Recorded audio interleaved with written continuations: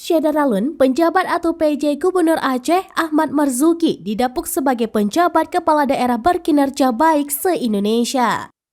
Penilaian ini diterbitkan oleh Kementerian Dalam Negeri atau Kemendagri Republik Indonesia yang diumumkan langsung oleh Menteri Dalam Negeri Tito Karnavian saat menggelar rapat dengan para PJ kepala daerah secara daring pada Selasa 20 Desember 2022.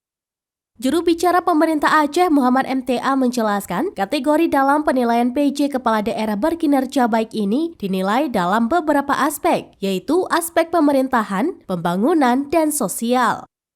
PJ Gubernur Aceh berada di peringkat pertama dari total skor penilaian 28. Ahmad Marzuki mendapatkan skor 27 dengan persentase nyaris sempurna atau 96,4%.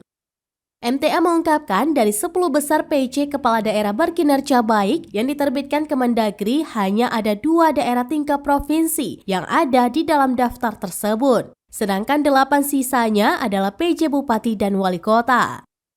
Adapun di peringkat kedua ada PJ Gubernur Kepulauan Bangka Belitung yang mendapat skor 26 atau sebesar 92,9%.